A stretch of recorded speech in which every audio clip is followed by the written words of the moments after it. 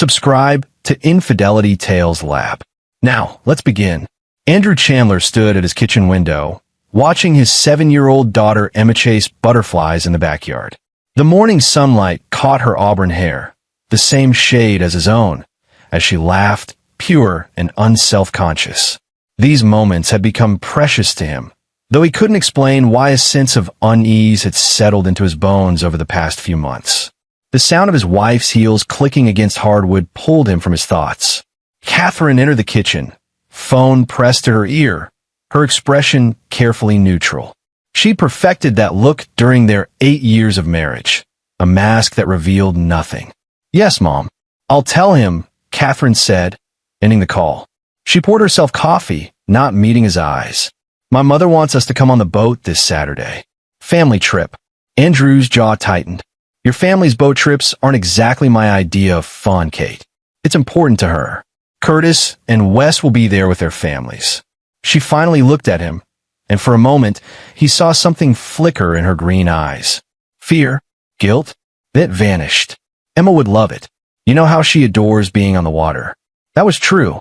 Emma had inherited his love of the ocean, despite Catherine's family treating him like an outsider since the day they'd met.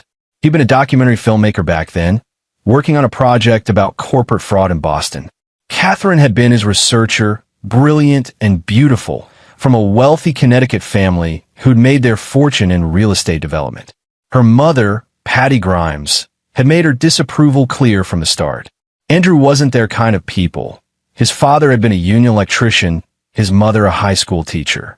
He'd built his career through talent and persistence, not family connections. "What's the occasion?" Andrew asked. "Does it need to be one? It's summer. The weather's perfect." Catherine's tone had an edge now. "Unless you'd rather I tell my mother that my husband can't spare one day for family." The manipulation was subtle but effective. It always was. Andrew had learned to recognize it, though he'd stopped fighting these battles years ago. For Emma's sake, he told himself. The marriage had cooled into something resembling a business arrangement, but Emma deserved stability. "Fine. Saturday." Relief washed over Catherine's face, too quickly and too intensely for a simple family outing. Andrew filed that detail away. His years making documentaries had trained him to notice the small things, the inconsistencies in people's stories. That night, after Emma was asleep, Andrew sat in his home office reviewing footage for his latest project, an investigation into insurance fraud schemes. The work had shifted in recent years from theatrical documentaries to consulting for law firms and insurance companies. It paid better, but felt less meaningful. Still, it kept him sharp. His phone buzzed. A text from Curtis Grimes, Catherine's older brother. "Looking forward to Saturday. Been too long, brother." They'd never been brothers, and Curtis knew it. The Grimes family had tolerated Andrew, but never accepted him. Curtis ran the family's real estate empire now, after their father's death 5 years ago. Wes, the younger brother, handled property management and enforcement, a polite term for the muscle work of evictions and intimidation. Andrew deleted the text without responding. Friday evening arrived with Catherine in an unusually cheerful mood. She'd been on the phone with her mother twice that day, voices low and urgent when Andrew entered rooms. Both times, the conversations ended abruptly. "Emma, sweetie, have you packed your bag for tomorrow?" Catherine called from the kitchen. Emma bounded down the stairs, her small backpack already prepared. "I put on my swimsuit and my sunscreen and my dolphin book. That's my smart girl." Andrew caught her in a hug, breathing in the strawberry scent of her shampoo. Something twisted in his chest. That same inexplicable dread. "Daddy, will you swim with me tomorrow?" "Grandma said there's a special spot where we're going." "Your grandmother talked to you about tomorrow?" Emma nodded enthusiastically. "She called and said it's going to be a day I'll never forget." She sounded really happy. Catherine appeared in the doorway, face pale. "Emma, go get ready for bed, honey. School night routine." After Emma scampered off, Andrew turned to his wife. "Your mother called Emma? Since when does she do that?" "She's trying, Andrew. She wants to be closer to her granddaughter." "Isn't that what you've always wanted?" Catherine's voice carried a defensive edge. "What I've always wanted is for your family to treat us with basic respect. Maybe if you'd made more of an effort." "I've made effort. I've swallowed insults, ignored condescension, and pretended not to notice how they talk about me. Andrew kept his voice level, aware of Emma upstairs. But something's different lately. Your mother's sudden interest in Emma. These family gatherings after years of minimal contact. What's really going on? Catherine's mask slipped for just a second, and Andrew saw genuine anguish underneath. Then she composed herself. You're paranoid. They're family. That's all. But Andrew had spent 15 years investigating fraud, learning to read people who lied professionally. His wife was lying now. The question was why. Saturday morning broke clear and beautiful, the kind of perfect June day that belonged in travel magazines. Andrew loaded their bags into Catherine's Mercedes, noting how she checked her phone obsessively, fingers trembling slightly as she typed responses. The drive to the marina took 90 minutes, winding through coastal Connecticut towns where old money hid behind manicured hedges and private gates. The Grimes family kept their yacht, a 42-foot cruiser named Legacy, an exclusive marina in Mystic.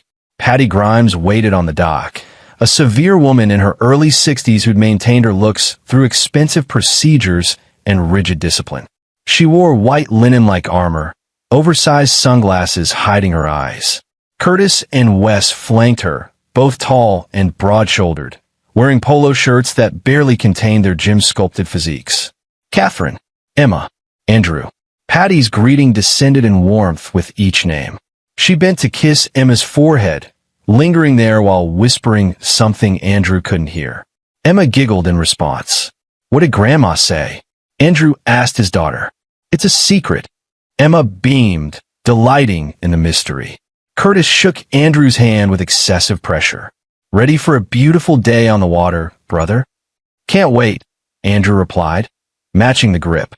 Wes barely acknowledged him, already moving to prepare the boat. Andrew noticed he seemed nervous, avoiding eye contact. Where are the wives? The other grandkids? Andrew asked. Curtis and Wes both had families. Couldn't make it, Patty said smoothly. Work commitments. You know how it is.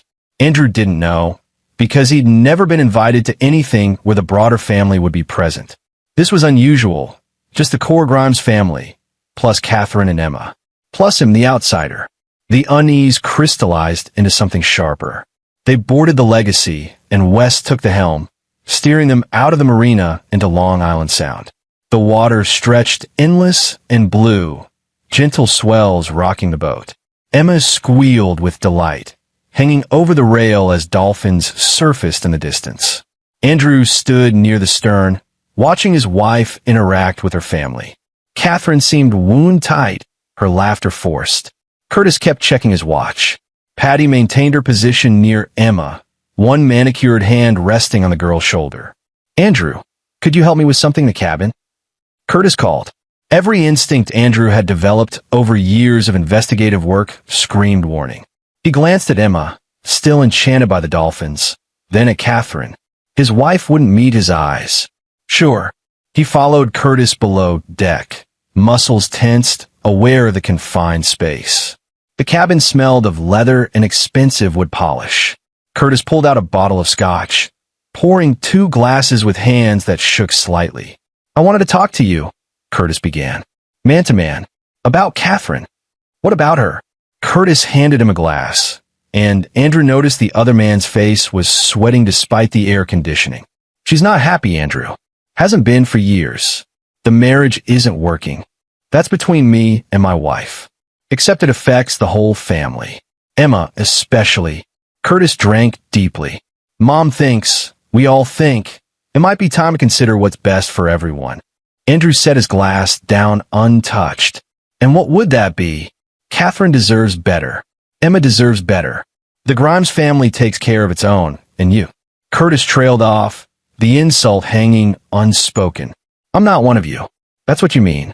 You've never fit in. You know it. We know it. This marriage was a mistake from the start.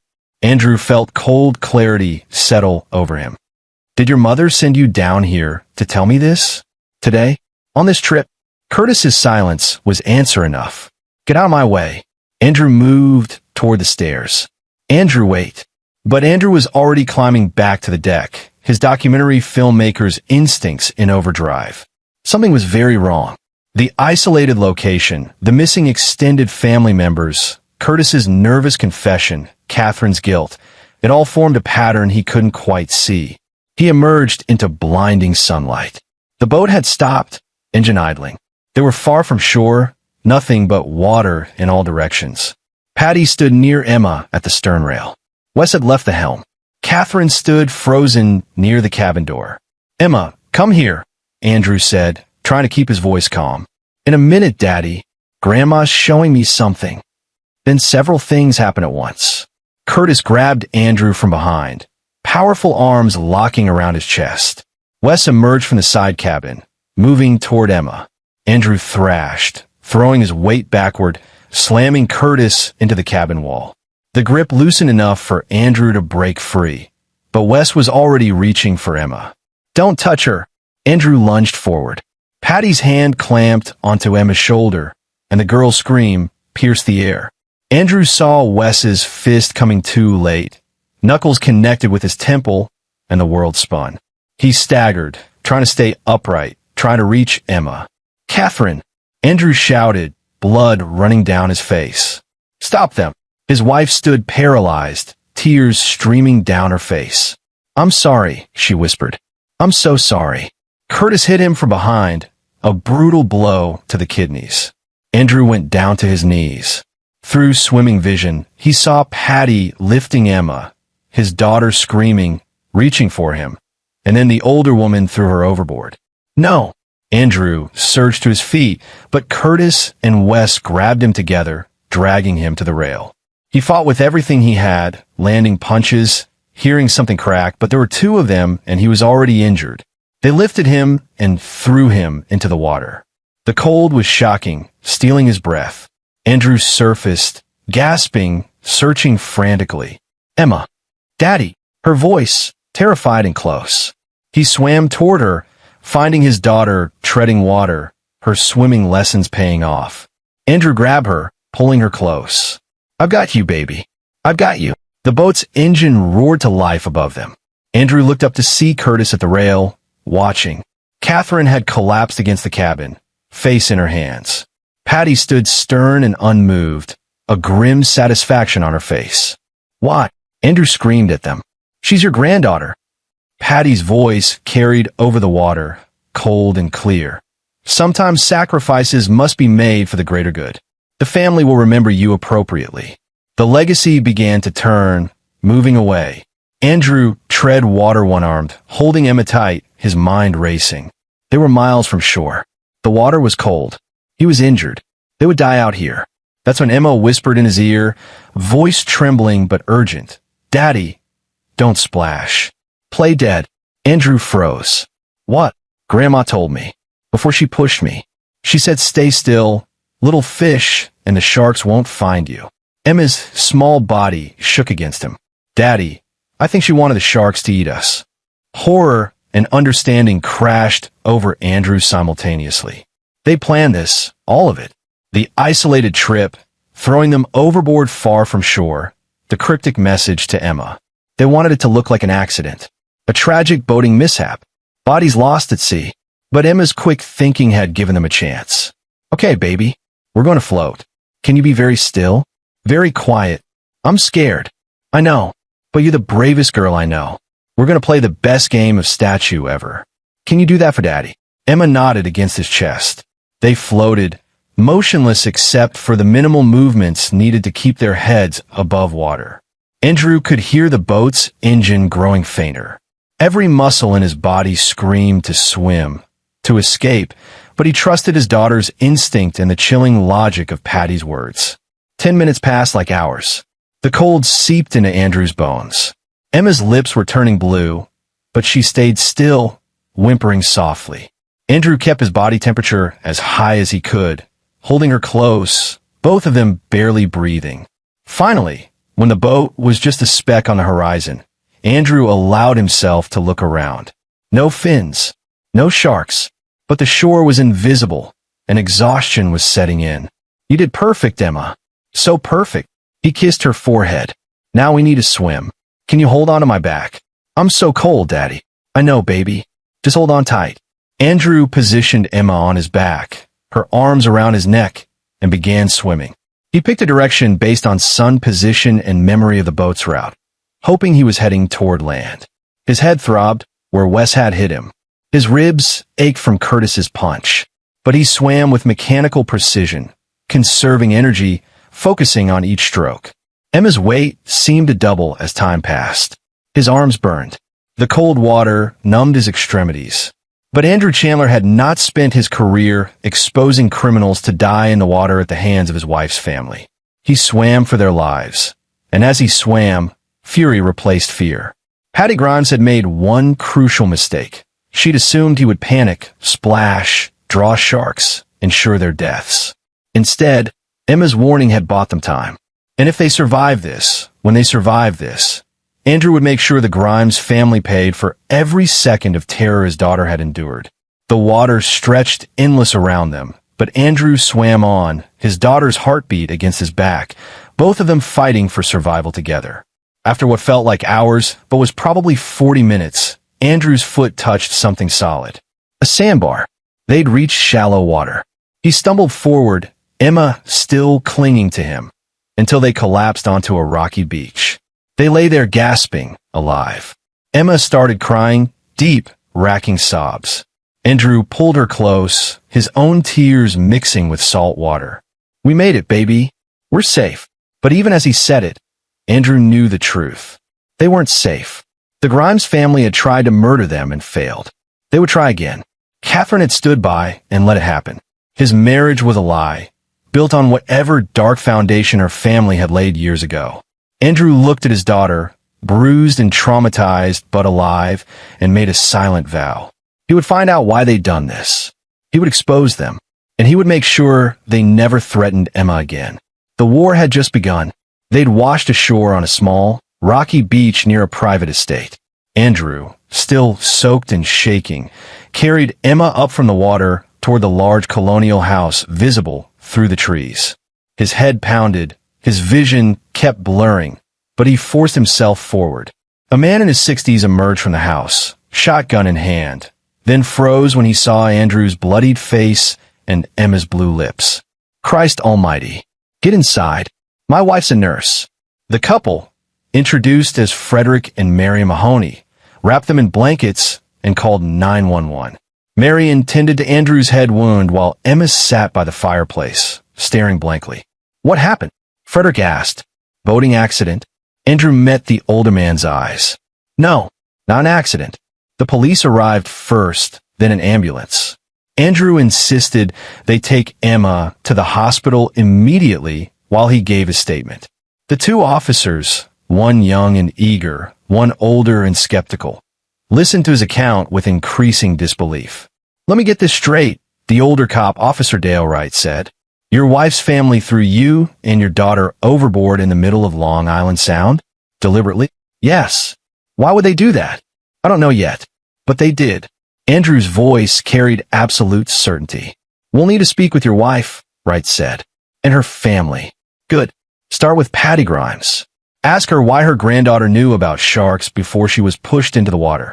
At the hospital, doctors treated Andrew for a concussion, bruised ribs, and mild hypothermia. Emma was in worse shape.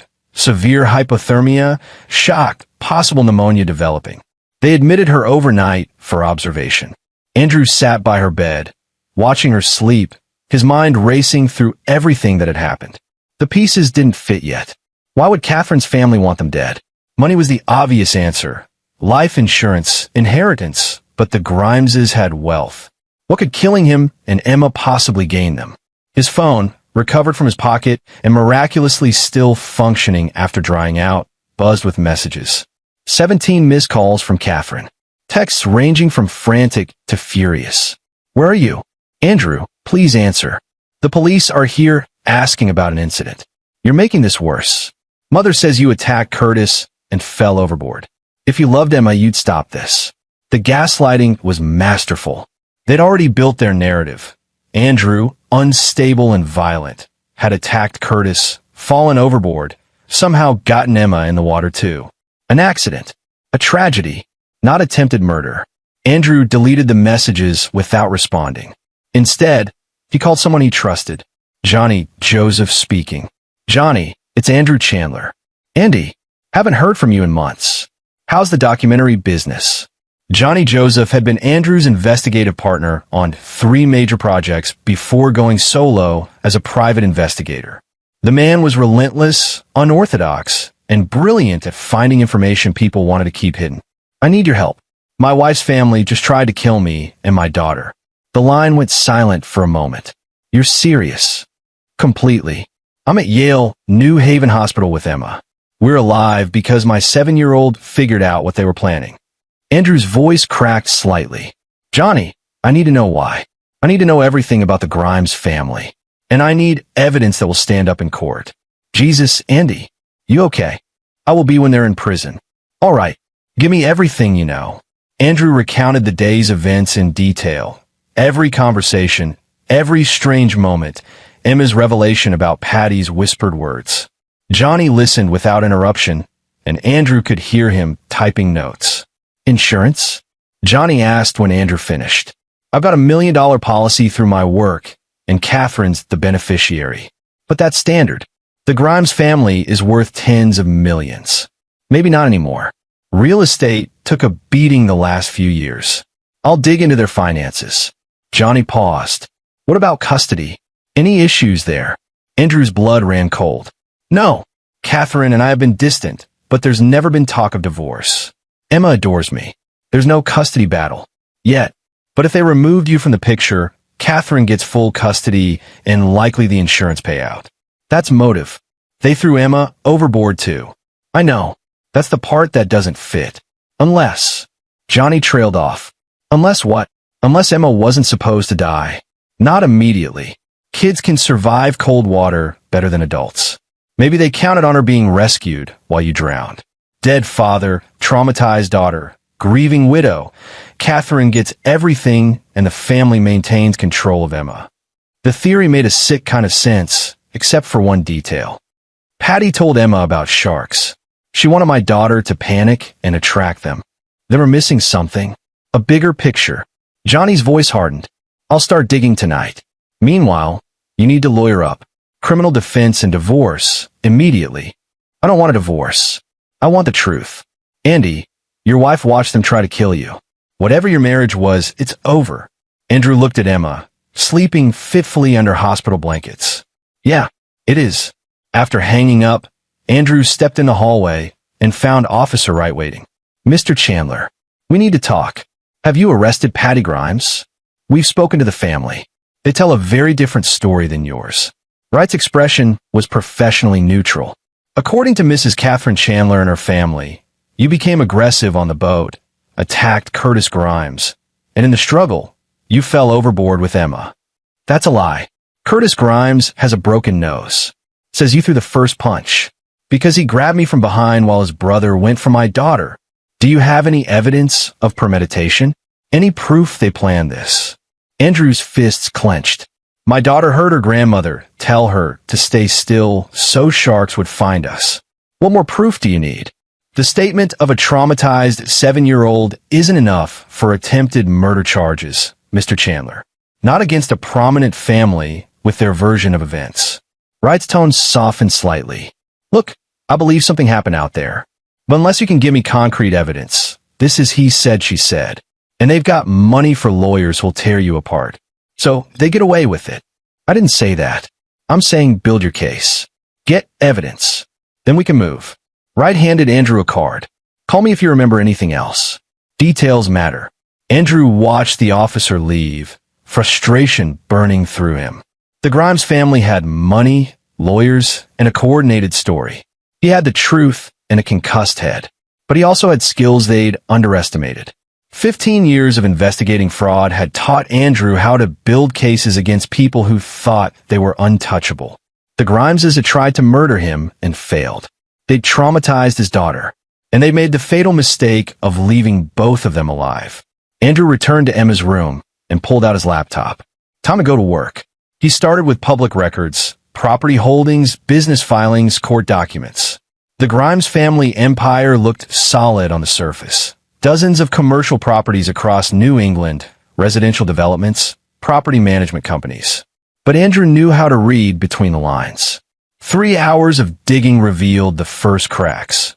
Several properties in foreclosure, lawsuit from contractors over unpaid bills, and a suspicious sale of their largest shopping mall 6 months ago for well below market value.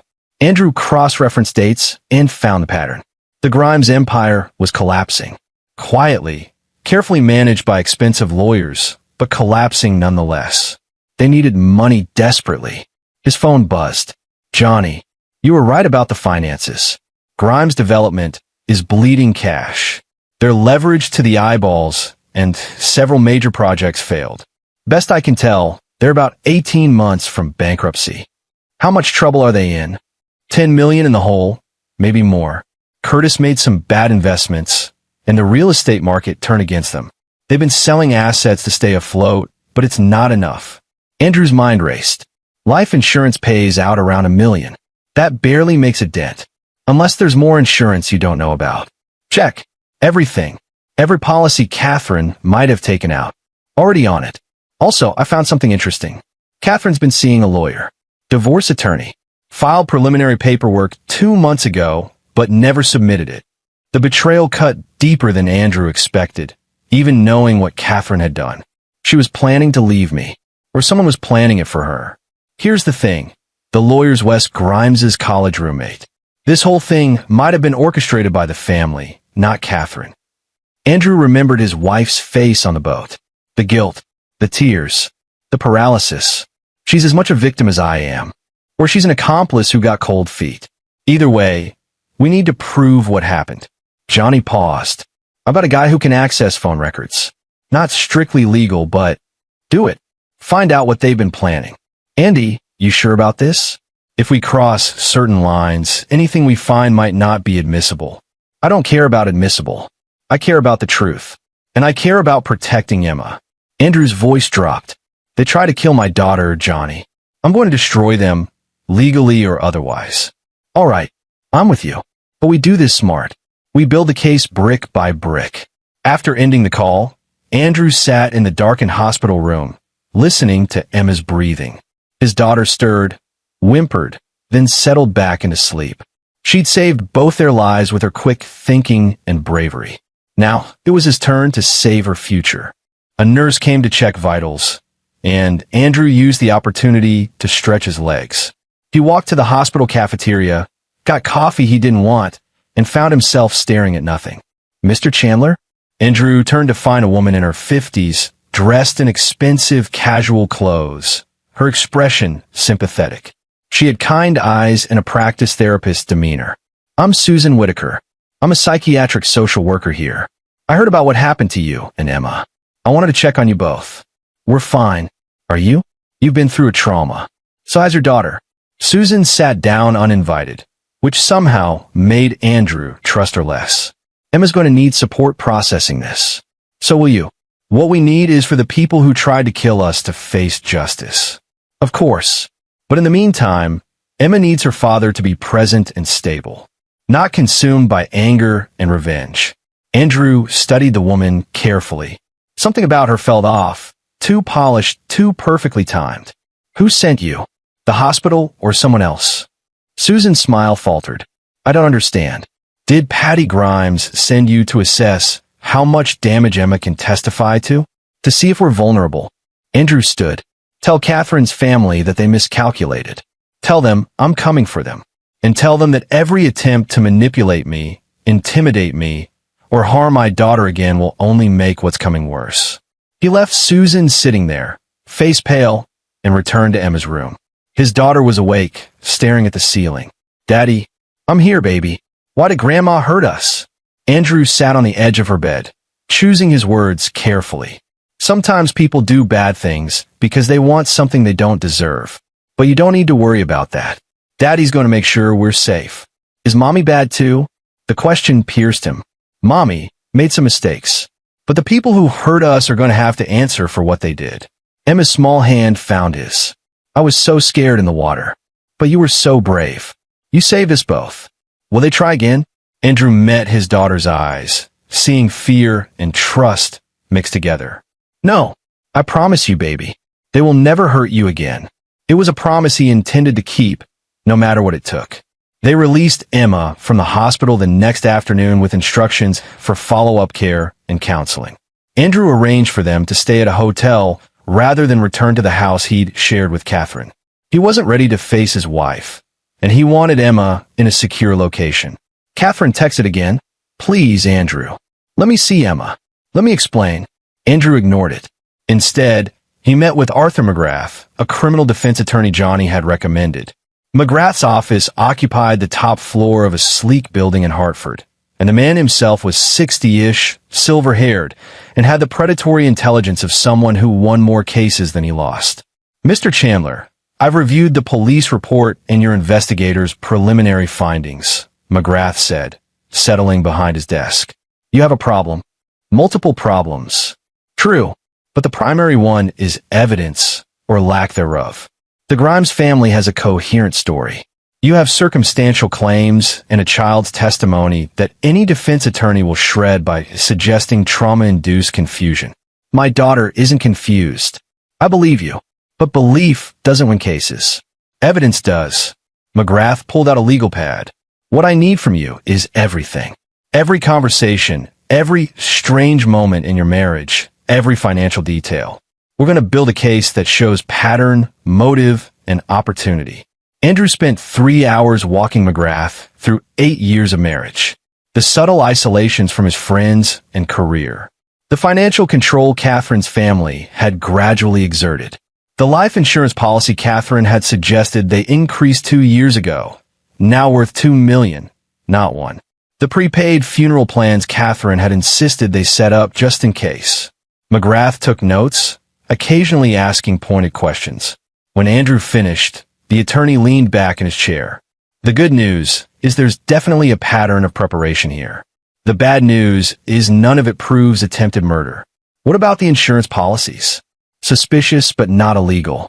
Many couples have large policies." McGrath tapped his pen against the pad. "What we need is communication. Emails, texts, recorded conversations between family members discussing the plan. Without that, you're fighting an uphill battle for criminal charges. I don't care about criminal charges anymore. I care about Emma's safety and custody." Now we're talking strategy." McGrath smiled thinly. "Family court has a different standard. We don't need proof beyond reasonable doubt. Just preponderance of evidence that Catherine is an unfit mother who endangered her child. Can you prove that?" "With what you've told me? Absolutely. She witnessed her family attempt to murder her daughter and did nothing to stop it. Even if we can't prove premeditation on her part, her failure to protect Emma is damning."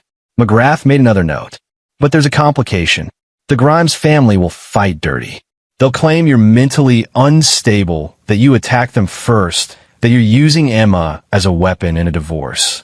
I'm not the one who filed preliminary divorce papers, which works in our favor. Shows intent on their part, not yours." McGrath leaned forward. "Mr. Chandler, I need to ask you something directly. What do you want? Justice? Custody? Revenge? Money?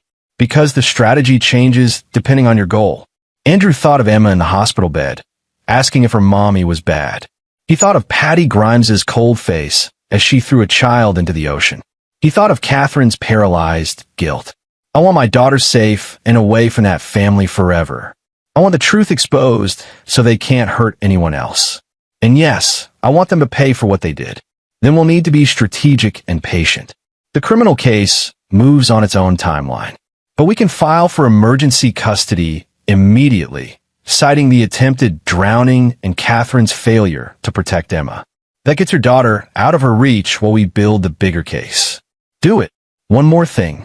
McGrath's expression grew serious. "In my experience, families like the Grimeses don't react well to being cornered. They'll escalate. Harassment, threats, possibly violence. You need to be prepared for that." "I am." "Good. Because once we file these papers, there's no going back. You'll be at war with them." Andrew thought of 10 minutes in freezing water, holding his terrified daughter, both of them playing dead to avoid sharks. We're already at war. They just don't know they've lost yet. That evening, Back at the hotel, Andrew helped Emma with her dinner while his phone exploded with messages. Catherine had apparently been informed of the emergency custody filing. The texts ranged from desperate pleas to accusations. "You can't take my daughter from me. I didn't know what they were planning. Please, Andrew, I love her. This is kidnapping. My lawyers will destroy you." The final text came from an unknown number. "You're making a mistake. Family is everything. There's still time to come home and fix this." Andrew blocked the number and turned off his phone. "Daddy, can we go swimming tomorrow?" Emma asked suddenly. The question startled him. "You want to swim? After everything? I like swimming. I don't want them to make me scared of it forever." Emma's voice was small but determined. Pride swelled in Andrew's chest. His daughter was stronger than anyone gave her credit for. "Okay, we'll find a pool tomorrow, but only if you're sure." "I'm sure." Later, after Emma fell asleep, Andrew sat on the hotel balcony with his laptop, reviewing the information Johnny had sent. Phone records showed extensive communication between Patty, Curtis, Wes, and Catherine in the weeks leading up to the boat trip. Most were innocuous, but the timing was suspicious. A spike in calls immediately after Catherine met with the divorce lawyer. Then Andrew found something interesting. A transfer of $50,000 from Curtis to Catherine 3 weeks ago, labeled advance. Advance on what? He called Johnny. The money Curtis gave Catherine. Any idea what it was for? "Working on it. But I found something else you need to know." Johnny's voice was grim. "The Grimes family has been making inquiries about you. Specifically, they hired a PI to dig into your background about 2 months ago. Looking for what? Dirt. Anything they could use against you in a custody battle or to discredit you. The PI's report is pretty thin. You're clean, Andy. But they were definitely building a case against you before the boat trip. So this was planned well in advance. Looks like it. The question is whether Catherine was part of the planning or just a pawn they manipulated." Andrew thought of his wife's face, the guilt and fear. I think she knew something was coming but didn't know what, or didn't want to admit it to herself. That actually might help us. If we can flip her, get her to testify against her family. She won't. Family loyalty runs too deep with the Grimeses. Everyone has a breaking point, especially when they're looking at accessory to attempted murder charges. I'm not interested in prosecuting Catherine. I just want him as safe. Your call. But she might be our best source of information about what they planned. Johnny paused. There's something else. I pulled Curtis's financial records. Guy's a gambler. Lost over 300 grand in Atlantic City last year alone. That's probably where a lot of the family money went. The pieces were assembling into a clearer picture. Curtis's gambling debts, the failing business, the insurance policies, the planned divorce. The Grimes family had been circling the drain financially and saw Andrew as the solution. Kill him, collect the insurance, maintain control of Emma, and presumably bleed Catherine's inheritance dry. Except they'd underestimated both Andrew and Emma. Andrew worked late into the night, building a timeline of events, connecting financial records to communications to actions. By dawn, he had the skeleton of a narrative that showed deliberate planning and malicious intent. But as McGrath had said, narrative wasn't proof. And the Grimes family had resources to fight back. The next morning, Andrew woke to a call from Officer Wright. "Mr. Chandler, I wanted to give you a heads up. The Grimes family has filed a police report claiming you kidnapped Emma." Andrew's jaw clenched. "I have emergency custody papers filed. She's with her legal guardian." "I know. I've seen them. But they're claiming you used force and threats. Just wanted you to know they're playing hardball." "Noted. Also, we executed a warrant on the boat. Found some interesting things." Andrew sat up straight. "Like what?" "Can't discuss an active investigation. But let's just say their version of events has some inconsistencies with the physical evidence." Wright's tone carried satisfaction. "Keep your daughter close, Mr. Chandler. And watch your back." The call ended, leaving Andrew with a spark of hope. Physical evidence from the boat could prove the Grimeses were lying. Combined with the financial motive and planning, they might have a real case. His phone rang again. "Catherine." Against his better judgment, Andrew answered. "Andrew, please. I need to see Emma." His wife's voice was ragged from crying. "I'm her mother. You watched your family try to kill her. I didn't know. I swear to God, I didn't know what they were planning." They told me it would just be a confrontation, a chance to convince you to agree to divorce terms. I never thought, she broke down sobbing. If you didn't know, why didn't you stop them? I was scared. They said if I interfered, I'd lose Emma forever. That they'd make sure I was declared unfit. Curtis threatened me. Andrew, they've been threatening me for months. Then testify against them. Silence on the line. Then quietly, I can't. They're my family. And Emma is your daughter. Choose. It's not that simple. It is exactly that simple. Either you protect Emma, or you protect the people who try to kill her. There's no middle ground. Andrew's voice hardened. You have until tomorrow to decide.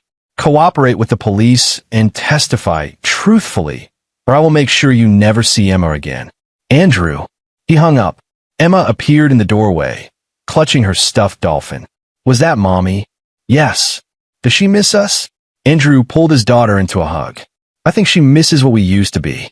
But things have changed, baby. We can't go back to how it was. I miss her sometimes, but I'm also mad at her. You can be both. Feelings are complicated. Emma nodded against his chest. Daddy, when can we go home? We'll find a new home. Just you and me. Somewhere safe and happy. Promise? I promise. The custody hearing was scheduled for the following week, but the Grimes family moved faster than expected.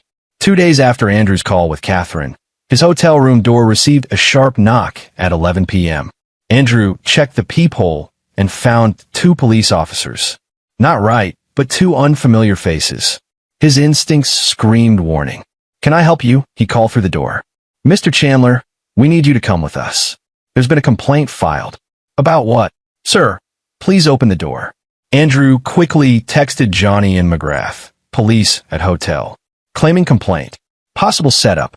Then he opened the door with the chain still on. The officers, one was Officer Andre Case according to his nameplate, looked annoyed. We need you to come to the station to answer some questions about an assault allegation. What assault? Curtis Grimes claims you attacked him yesterday. Says you showed up at his office making threats. Andrew hadn't left the hotel except to take Emma to the pool. That's impossible. I've been here with my daughter, and hotel security footage will prove it. Nevertheless, we need you to come in. Am I under arrest? Not yet, but we can arrange that if you're uncooperative. Andrew recognized the play. Get him away from Emma, separate them, create an opportunity. I'm not going anywhere without my attorney present. You can contact Arthur McGrath if you need to speak with me. Case's expression hardened. Mr. Chandler, making this difficult. I'm exercising my rights. Unless you have a warrant, I'm not coming with you. The officers exchanged glances. We'll be in touch, Case said, and they left. Andrew immediately called McGrath, who was furious. That was a fishing expedition. Curtis is trying to manufacture evidence against you. I'll file a complaint about police harassment. They'll try again. Next time it might be a warrant. Then we need to move faster. I'm going to push for an expedited custody hearing. And we need to get Emma somewhere they can't reach her. Where?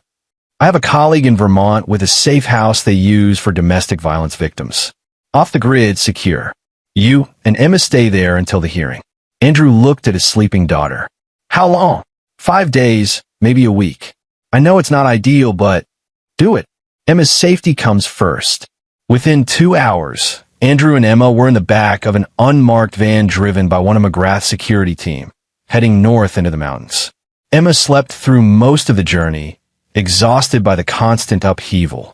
The safe house turned out to be a renovated farmhouse on 50 acres of wooded land, managed by a woman named Jo Shields who'd spent 20 years helping abuse victims disappear. She took one look at Andrew's haggard face and Emma's haunted eyes and nodded understanding. You're safe here. No one knows this location except McGrath and me. We've got security systems, emergency protocols, and I'm armed. Jo was 60-ish, tough as nails, with kind eyes that had seen too much. Make yourselves at home. The house was cozy, filled with books and comfortable furniture. Emma perked up when she discovered a tree house in the backyard. For the first time in days, Andrew saw her genuinely smile. That night, while Emma drew pictures of the tree house, Andrew received an email from Johnny containing phone records and financial data. The investigator had outdone himself. Months of Grimes family communications, bank statements, property records, everything. Andrew spent hours combing through it all, building a timeline. What emerged was a chilling picture of calculated planning. 6 months ago, Curtis's gambling debts reached critical levels. Creditors were threatening seizure of family assets.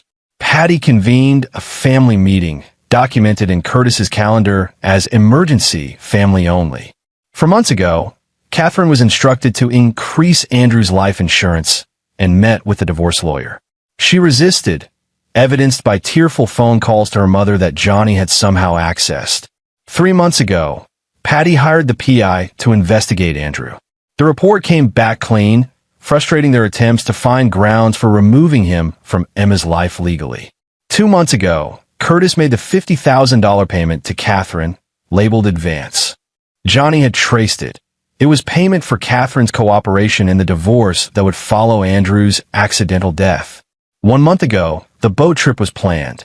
Multiple conversations between Patty, Curtis, and Wes about the solution and handling the problem. The day before the boat trip, Catherine had called her mother crying, saying she couldn't do it. Patty's response was recorded. "You'll do what's necessary for this family, or you'll lose everything too." Andrew sat back, staggered by the scope of the conspiracy. Catherine had been coerced, but she'd ultimately complied. And Emma had been collateral damage they were willing to accept. His phone rang. "McGrath, I've got news." The police finished analyzing the boat. They found evidence that supports your version of events. What kind of evidence? Your blood on the deck in multiple locations consistent with being struck and dragged. Defensive wounds on the boat rail where you fought back. And they found Emma's stuffed dolphin, the one she had with her, under a bench on the stern like someone had hidden it. Why would they hide her toy? Because in their version of events, Emma fell overboard accidentally while you were fighting. But you told police she was playing with that dolphin when they grabbed her. If it was under the bench, someone put it there deliberately, probably to support their narrative of chaos and accident. Hope surged through Andrew. Is that enough? It's enough to get the DA interested in pressing charges. Combined with the financial motive and planning you've uncovered, we have a solid case for attempted murder. What about Catherine? That's complicated. She could be charged as an accessory, but if she testifies against her family, the DA might offer immunity. Andrew thought of his wife's voice. They're my family. She won't testify. Then she goes down with them. Her choice. That night, Andrew couldn't sleep.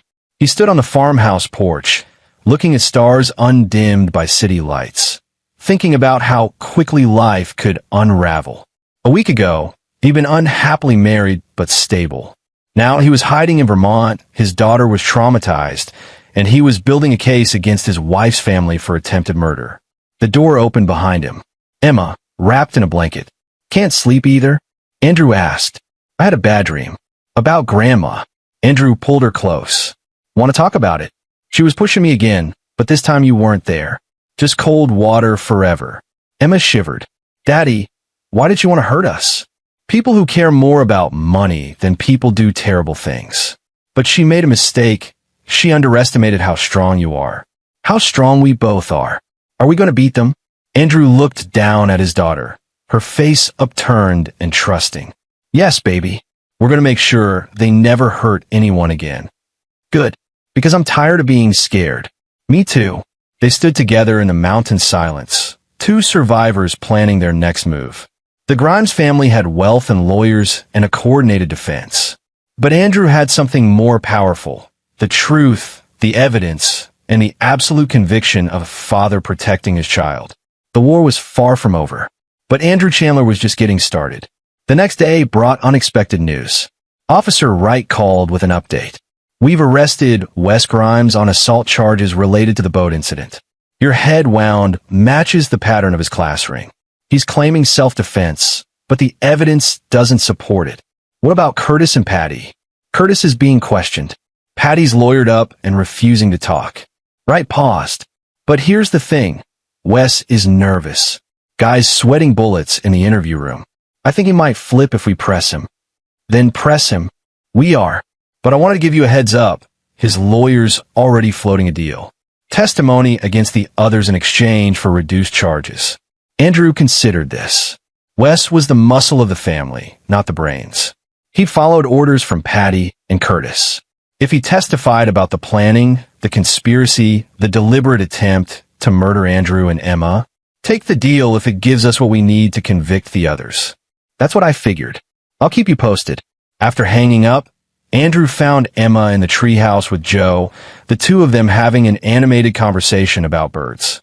Joe had become a grandmother figure almost instantly, and Emma had latched onto her warmth. "Mr. Chandler," Joe called down. "Can I talk to you for a minute?" Andrew climbed up into the treehouse, squeezing into the small space. Emma was identifying birds in a picture book, completely absorbed. "She's doing better," Joe said quietly. "Still nightmares, still jumpy around water, but she's resilient. Kids are remarkable that way. She saved our lives. 7 years old, and she saved us." She told me. Also told me about her mom. Joe's expression was carefully neutral. Emma's confused about Catherine. Loves her, but feels betrayed. That's going to take time to process. I know. I don't want to poison her against her mother, but I also can't pretend Catherine didn't fail her. You're doing the right thing, protecting her first. But eventually, Emma will need answers about why her mom didn't stop what happened. You should think about how you'll handle that. Andrew watched his daughter, so focused on the birds, try to maintain normalcy in an abnormal situation. I'll tell her the truth, age appropriately, that sometimes people we love make terrible choices, that we can love them and still not trust them. Joe nodded approval. That's good. Honest but fair. That evening, McGrath called with an update on the custody hearing. Good news and bad news. Good news. The judge reviewed the evidence and granted us temporary full custody with supervised visitation only for Catherine. She's not allowed unsupervised contact with Emma until the hearing. And the bad news? Catherine's family is pulling out all the stops. They've hired Preston and Associates, top family law firm in the state. They're going to argue you're an unfit father who's manipulating Emma and using the boat incident to alienate her from her mother. That's ridiculous. Of course it is. But they'll try to paint you as obsessed with revenge, mentally unstable, possibly dangerous. They'll use the fact that you're hiding in Vermont as evidence you're unstable. I'm protecting my daughter. I know, and we'll prove it. But be prepared for them to play dirty. McGrath's tone turned serious. Andrew, they're going to go after your character, your parenting, maybe even your career. They'll dig up every mistake you've ever made and blow it out of proportion. Can you handle that? Andrew thought of Emma's face in the water, her whispered warning, her bravery. For my daughter? I can handle anything. Good, because it's going to get worse before it gets better. McGrath was right. Over the next 3 days, Andrew was hit with a barrage of legal maneuvers. Catherine's lawyers filed motions claiming he was alienating Emma, that he'd fled the state illegally, that he was brainwashing their daughter against her mother's family. They dragged up an incident from college where Andrew had been arrested at a protest, charges dropped. They questioned his finances, his career choices, his decision to take Emma out of school. It was death by 1,000 cuts, designed to overwhelm and exhaust him. But Andrew had spent years investigating people who used the legal system as a weapon. He knew the tactics, and he refused to be intimidated. Instead, he focused on gathering more evidence. Johnny had delivered copies of all the financial records, communications, and timelines. Andrew organized it all into a comprehensive narrative that showed not just the boat incident, but months of planning and malicious intent. He also did something unexpected. He started documenting everything for a potential documentary. If the courts failed him, if the Grimes family somehow escaped justice, he would expose them publicly. He recorded video statements, organized evidence, built a case that could be presented to the world. The night before the custody hearing, Andrew sat Emma down for a serious talk. Tomorrow, we're going to court. Do you know what that means? A judge decides things. That's right. And the judge is going to ask questions about what happened on the boat. You might have to talk to the judge about what Grandma said to you. Emma's face paled. I don't want to. I know, baby. But it's important that people know the truth. Can you be brave one more time? Will Mommy be there? Probably. Will she be mad at me? Andrew pulled Emma into his lap. You haven't done anything wrong. If mommy's mad, that's her problem, not yours. You just have to tell the truth about what happened. Can you do that? Emma nodded slowly. I'll try. That's all anyone can ask. That night, Andrew lay awake thinking about the next day. Everything came down to this hearing. If he won, Emma would be safe and protected. If he lost, she'd be back in the orbit of people who'd try to kill her. Failure wasn't an option. The next morning, they drove back to Connecticut, arriving at the courthouse with security provided by McGrath's firm. Protesters had gathered. Apparently, the Grimes family had gotten to the media, painting Andrew as an abusive father. Signs read, "Let Catherine see her daughter," and "Stop parental alienation." Andrew ignored them, focusing on Emma's hand in his as they walked inside. The courtroom was smaller than expected, wood-paneled and formal. Catherine sat on the opposite side with her lawyers, 4 of them, all in expensive suits. She looked thin and haggard, dark circles under her eyes. When she saw Emma, she started to rise, but her lead attorney pulled her back down. Patty Grimes sat behind Catherine, imperious and cold. Curtis was noticeably absent, likely still being questioned by police. Wes was in jail, awaiting charges. The judge, a woman in her 50s named Joanne Phelps, entered and everyone stood. She reviewed the case files before looking up. This is a preliminary custody hearing regarding Emma Chandler, age 7. I've reviewed the emergency custody petition and the responses.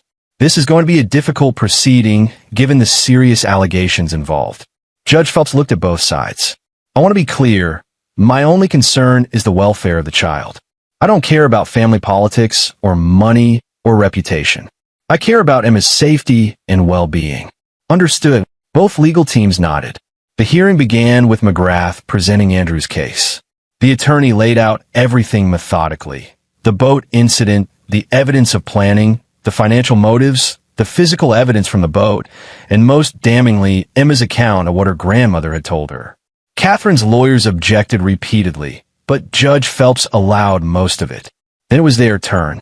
The lead attorney, a shark named Jeffrey Cahill, stood and immediately went on the attack. Your Honor, what we have here is a vindictive husband using false allegations to punish his wife for wanting a divorce. Mr. Chandler has a history of paranoia and conspiracy theories. His entire career is built on accusing people of fraud. He simply applied that same mindset to his wife's family. Andrew forced himself to stay calm as Cahill painted him as unstable, manipulative, and possibly dangerous. Furthermore, Cahill continued, Mr. Chandler fled the state with Emma in violation of joint custody arrangements, refused to let the mother see her daughter, and has been filling the child's head with lies about her grandmother and uncles. This is textbook parental alienation. McGrath stood. Your Honor, Mr. Chandler has emergency custody papers. He didn't flee. He protected his daughter from people who threw her into the ocean. Allegedly threw her, Cahill shot back. We have no proof of intent. What we have is a tragic boating accident that Mr. Chandler has twisted into a murder conspiracy. What about the physical evidence? McGrath demanded. The blood patterns, the hidden toy, the defensive wounds, all consistent with an accident during a physical altercation that Mr. Chandler started. The arguments went back and forth for 2 hours. Andrew watched the judge's face, trying to read her reaction, but Phelps remained neutral. Finally, the judge raised her hand. I'd like to speak with Emma privately. Just myself and a child advocate. Andrew's stomach dropped. Emma squeezed his hand, frightened. You'll do great, baby, he whispered. Just tell the truth. Emma was led into the judge's chambers with a kind-looking woman introduced as a child advocate. Andrew waited, every minute feeling like an hour. Catherine tried to approach him during the break, but security stopped her. Please, Andrew, she called across the room. Please let me explain. Your Honor, Cahill interrupted. Mr. Chandler is preventing the mother from. Judge Phelps emerged from her chambers, her expression grave. Everyone sit down. Now, the room fell silent. I've spoken with Emma. I've reviewed all the evidence, and I'm ready to make my ruling on temporary custody. Phelps looked directly at Catherine. Mrs. Chandler, your daughter is terrified of your family. She recounted in detail what her grandmother told her before pushing her into the water. She described hearing you cry, but not seeing you help. And when I asked if she felt safe with you, she hesitated. Catherine's face crumpled. However, the judge continued. She also expressed love for you and confusion about why you didn't protect her. That tells me there's a relationship worth preserving under the right circumstances. Andrew felt a flicker of hope. Therefore, I'm ruling as follows. Andrew Chandler retains full legal and physical custody of Emma until the completion of the criminal investigation and trial. Catherine Chandler may have supervised visitation once per week for 2 hours, supervised by a court-appointed monitor. The Grimes family, specifically Patty, Curtis, and Wes Grimes, are to have no contact whatsoever with Emma until further order of this court. Patty Grimes shot to her feet. This is outrageous. She's my granddaughter. She's also a child you allegedly tried to murder, Mrs. Grimes. Sit down before I hold you in contempt. Phelps's voice was steel. Patty sat, fury radiating from her. This ruling is effective immediately. Mr. Chandler, I strongly recommend counseling for Emma to process this trauma. Mrs. Chandler, I suggest you examine your choices and your family loyalties very carefully. We'll reconvene after the criminal proceedings. The gavel came down. Andrew exhaled for what felt like the first time in hours. Emma was safe, legally protected. The Grimeses couldn't touch her. Catherine remained seated, crying quietly. Patty stormed out of the courtroom, her lawyers scrambling after her. Outside, McGrath clapped Andrew on the shoulder. We won. Emma's protected. For now is enough. We take the victories as they come. Andrew watched Catherine exit the courthouse, surrounded by lawyers, but fundamentally alone. Part of him felt pity for her, manipulated by her family, coerced into betrayal, now isolated from her daughter. But a larger part remembered her paralyzed on that boat, watching Emma be thrown to the sharks. Some choices couldn't be forgiven. That evening, back at the hotel, Andrew and Emma ordered room service and watched a mindless animated movie. Emma seemed lighter, as if the judge's ruling had lifted a weight. Daddy, what happens now? Now we focus on getting you back to normal. New school, new house, new life. Will we ever see Mommy again? If you want to when you're ready. The judge said she can visit you sometimes. But not Grandma. No, not Grandma. Not your uncles. They can't come near you. Emma considered this. Good. I don't want to see them ever again. The finality in her voice broke Andrew's heart. His daughter shouldn't have to make declarations like that at 7 years old. But she did, because the Grimes family had forced her to. They'd taken her innocence and her sense of safety. For that alone, Andrew would make sure they paid dearly. Later, after Emma was asleep, Johnny called with significant news. Wes flipped, cut a deal with the DA. He's testifying against Patty and Curtis in exchange for reduced charges, probably 5 years instead of 20. What's he saying? Everything. The whole conspiracy. Apparently, it was Patty's idea from the start. She convinced Curtis and Wes that killing you was the only way to save the family. They planned it for months, pressured Catherine into compliance, even practiced the story they'd tell police. And the insurance money was supposed to pay off Curtis's gambling debts and keep the business afloat for another year while they restructured. They'd also collect on Emma eventually. Catherine had a policy on her too, worth $500,000. Andrew felt sick. They insured Emma planning to kill her. Not initially. The policy was legitimate, taken out when she was born. But once they decided to kill you, they realized Emma was worth more dead than alive, especially if you both died in the same accident. Less witnesses, bigger payout. Jesus Christ. Yeah. Wes also said that Patty specifically told Emma about the sharks because she wanted the girl to panic and attract them. Increase the chances of death. Make it look more convincingly accidental. If Emma died, it was a bonus. If she survived, they planned to paint you as the irresponsible father who got her into danger. Every word made Andrew's blood boil. Tell me they're going to prison. With Wes's testimony and the physical evidence? Absolutely. The DA is filing first-degree attempted murder charges against Patty and Curtis. Catherine's looking at accessory charges, but they might offer her a deal if she cooperates. I don't care what happens to Catherine anymore. as long as Emma never has to see those monsters again. She won't. Trust me, they're done. After hanging up, Andrew sat in the darkness, processing everything. The Grimes family had planned to murder him and his daughter for money.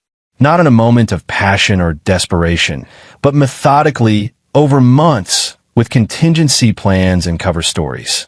And they'd almost succeeded. If Emma hadn't been so brave and smart, if she hadn't figured out Patty's cruel hint about the sharks, they'd both be dead. The Grimeses would have collected millions, mourned publicly, and moved on with their lives. Instead, they were facing life in prison. Andrew should have felt triumphant, but mostly he felt exhausted and sad. Sad for Emma, who'd lost her mother's family and possibly her mother. Sad for the years he'd wasted in a marriage built on his wife's family's greed and manipulation. Sad for the innocence and trust that had died in that cold water. But beneath the sadness was something harder. Determination. The Grimeses had declared war on his family. They tried to destroy everything he loved. And while the legal system would punish them, Andrew wanted more than prison time. He wanted them utterly destroyed. Reputation, wealth, legacy, everything. And he knew exactly how to do it. 3 weeks later, Andrew Chandler stood before a packed conference room at the offices of a major streaming documentary service. He'd spent those weeks putting together something unprecedented, a comprehensive documentary about the Grimes family's conspiracy to commit murder, told through evidence, interviews, and his own first-person account. The streaming service executives had been skeptical at first. Family crime documentaries were common. But this was different. This was a filmmaker using his own attempted murder as the subject, with access to evidence and perspective no outside documentarian could match. The title is Legacy of Greed, Andrew began, clicking to the first slide. It's the story of one family's descent into murderous conspiracy, told through the lens of the survivors, myself and my 7-year-old daughter. He walked them through the structure. Act 1, establishing the Grimes family's wealth and power. Act 2, revealing their financial collapse and growing desperation. Act 3, documenting the murder plot. Act 4, showing the investigation and Andrew's fight for custody. And Act 5, the conclusion, revealing the final pieces of the conspiracy that even the police didn't know yet. Because I'm not just documenting what happened, Andrew continued. I'm still investigating. And I found things that will shock even people who think they know this case. The executives leaned forward. For instance, this wasn't the first time the Grimes family considered murder. I found evidence of an accident that killed Catherine's uncle 15 years ago, an uncle who was about to expose Curtis's early financial crimes. Police ruled it accidental death. I don't think it was. He showed documents, suspicious timelines, inconsistencies in the police report. I also discovered that Patty Grimes has a history of eliminating obstacles. A business partner who disappeared. A competitor who died in a suspicious house fire. Nothing was ever proven, but the pattern is there. The evidence spilled out, methodically building a case that the Grimes family were serial criminals who'd gotten away with it for decades. Until they'd made the mistake of targeting someone who knew how to expose the truth. By the end of the presentation, the executives were sold. We'll greenlight 6 episodes, the head of documentaries said. We want this fast-track for release before the trial. Maximum impact. Andrew shook hands, knowing he'd just launched a weapon more devastating than any prison sentence. The documentary would destroy the Grimes family's reputation permanently. Their name would become synonymous with greed and murder. Future generations would study them as cautionary tales. It was a revenge carefully constructed, legally airtight, and utterly devastating. But he wasn't finished. While building the documentary, Andrew had also been working with Johnny on another project, a civil lawsuit against the Grimes family for attempted murder, intentional infliction of emotional distress, and assault. The lawsuit sought $50 million in damages. The Grimes family was already financially ruined. This lawsuit would ensure they stayed that way forever, unable to rebuild their empire or restore their name. You're going scorched earth, Johnny observed during one of their planning sessions. Nothing left but ashes. They tried to kill my daughter. They deserve ashes. The investigators studied Andrew carefully. Just make sure you're doing this for the right reasons. Revenge can consume you if you're not careful. I'm doing it for Emma, so she never has to worry about them again. So no one else ever has to worry about them. And you believe that? Andrew met his friend's eyes. Yes, this isn't about revenge. It's about justice and prevention. The Grimeses are predators. I'm making sure they can never hunt again. Johnny nodded slowly. All right, then let's finish this. The criminal trial began in early fall. Andrew attended every day, sitting in the front row with Emma's dolphin stuffed animal in his lap, a quiet reminder of what they'd survived. Wes Grimes testified first, laying out the entire conspiracy in devastating detail. The DA played recordings of family conversations that Johnny had obtained through legal but questionable means. Curtis Grimes's lawyer tried to discredit the evidence, but the jury's faces showed they weren't buying it. Patty Grimes maintained her imperious demeanor throughout, refusing to testify and glaring at anyone who met her eyes. Her lawyer painted her as a concerned grandmother trying to save her family, but the evidence was overwhelming. Catherine testified reluctantly, admitting she'd known something was planned, but claiming she didn't know it would be murder. Her testimony was halting, tear-filled, and ultimately damning to her family. On cross-examination, Catherine's lawyer tried to paint her as a victim. Mrs. Chandler, were you threatened by your family if you didn't cooperate? Yes. They said I'd lose Emma, that they'd prove I was unfit. So, but you were coerced? Yes. But I should have done more. I should have stopped them. Catherine's eyes found Andrew in the gallery. I'm sorry. I'm so sorry. Andrew looked away. The apology was too little, too late. The trial lasted 3 weeks. The jury deliberated for 6 hours. Guilty on all counts. Patty Grimes received life in prison without parole. Curtis Grimes received 40 years. Wes, due to his cooperation, received 15 years. Andrew watched them being led away in shackles and felt nothing. No triumph, no satisfaction, just a cold sense of completion. Catherine avoided prison through her cooperation, receiving instead 5 years probation and a permanent restraining order, keeping her from Emma without court supervision. Outside the courthouse, reporters swarmed Andrew. Mr. Chandler, how do you feel about the verdict? Justice was served. My daughter is safe. That's what matters. Will you allow Emma to see her mother? That will be Emma's choice when she's old enough to make it.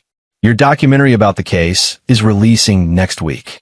Some critics say you're profiting from your family's tragedy. Andrew turned to face the camera directly. I'm exposing people who planned to murder a 7-year-old girl for insurance money. If that makes people uncomfortable, good. They should be uncomfortable. And yes, I'm profiting because that profit goes into a trust fund for Emma's future and into a foundation I'm starting to help other families targeted by domestic violence. That shut down the criticism effectively. The documentary, Legacy of Greed, premiered to massive viewership and critical acclaim. It won awards. It sparked conversations about family violence, financial desperation, and the dangers of toxic family loyalty. Most importantly, it ensured that the Grimes name would forever be associated with infamy. The civil lawsuit settled before trial. The Grimes family had nothing left to fight with. Andrew received $30 million from their remaining assets, insurance settlements, and a liquidation of their real estate empire. He kept $5 million for Emma's trust fund and future therapy. The rest went into the foundation, helping families escape dangerous situations and building cases against domestic abusers. 6 months after the trial, Andrew and Emma moved to a small coastal town in Maine. They bought a house with a view of the ocean. Emma's request, refusing to let what happened make her afraid of water. Emma started 3rd grade and new school. She made friends. She went to therapy weekly. The nightmares decreased over time. Andrew scaled back his documentary work, focusing on shorter consulting projects that kept him close to home. He wrote a book about the case, another way to ensure the truth was permanently recorded. On the 1st anniversary of the boat incident, Andrew and Emma went to the beach. They talked about this day, decided together how to market. Emma carried flowers her mother had sent. Catherine's supervised visits had been happening monthly, awkward and painful, but slowly rebuilding trust. Emma took the flowers and threw them into the water. "For the us that didn't make it home that day," Emma said quietly. "The us that was before." Andrew added his own flowers. "And for the us that's here now, stronger." They stood watching the waves, two survivors who'd beaten impossible odds through courage, quick thinking, and refusal to surrender. "Daddy, do you still think about them? Grandma and the uncles?" "Sometimes." "Do you?" "Sometimes I'm mad. Sometimes I'm sad. Mostly I'm just glad they can't hurt us anymore." "That's healthy. All those feelings are okay." Emma took his hand. "I'm proud of us. For surviving. For making them pay." Andrew squeezed her hand. "Me too, baby. Me too." They walked back from the beach toward their new life. A life built not on wealth or status, but on truth, justice, and the unbreakable bond between a father and daughter who'd saved each other's lives. The Grimes family had wanted to destroy them for money. Instead, they destroyed themselves through their own greed and evil. And Andrew Chandler had made sure everyone would know it. Years later, when Emma was 16, she asked to visit her mother in prison. Catherine had been resentenced after violating probation, serving a reduced sentence for her cooperation, but still paying for her complicity. Andrew drove Emma to the facility, waiting in the car while his daughter went inside. He'd asked if she wanted him to come, but Emma needed to do this alone. She emerged 2 hours later, eyes red but face peaceful. "How was it?" Andrew asked carefully. "She's different. Older. Sadder." She apologized again. Said she thinks about that day every night. Emma buckled her seatbelt. "I told her I forgave her for being weak, but I couldn't forget what she let happen. That's fair." She said she understood, that she didn't deserve my forgiveness anyway. Emma looked out the window. "I think I needed to say it, though. To let go of the anger." Andrew started the car. "I'm proud of you. That took courage. You taught me about courage. In the water, when you kept swimming even though you were hurt and scared. You showed me that courage isn't about not being afraid. It's about doing what needs to be done anyway. You show me the same thing. You saved us, Emma. Never forget that. We saved each other." They drove home in comfortable silence, past the markers of their new life. Emma's high school, the bookstore where Andrew did writing sessions, the ice cream shop they visited every Friday. The Grimes family was gone. Patty had died in prison 2 years ago, Curtis and Wes still serving their sentences. Their legacy was one of infamy and cautionary tales. The Chandler legacy was different. It was a foundation helping hundreds of families escape violence. It was a documentary that changed how people thought about family loyalty and when it became toxic. It was a father and daughter who'd survived the unsurvivable and built something beautiful from the wreckage. Andrew Chandler had won not just custody or court cases or money. He'd won the right to raise his daughter in safety, to build a life based on truth and justice, to know that the people who tried to destroy them had instead destroyed themselves. It was a victory that felt earned, hard-fought, and absolutely complete. And as Emma grew into a strong, smart young woman who wanted to become a lawyer, helping abuse victims, Andrew knew that the best revenge was the life they'd built together, a life the Grimeses could never touch or tarnish. They tried to drown the Chandlers in cold water and the shark-infested seas. Instead, the Chandlers had risen from those waters stronger, built a legacy of their own, and ensured that the Grimes name would forever be a warning about the price of greed. Justice, in the end, had been served, and it tasted like salt water, survival, and the sweet victory of truth prevailing over evil. And there you have it. Another story comes to an end. What did you think? I'd love to hear your thoughts in the comments below. If you enjoy this story, consider joining our community by subscribing. It means the world to us. For more stories like this one, check out the recommended videos on screen. And I'll see you there.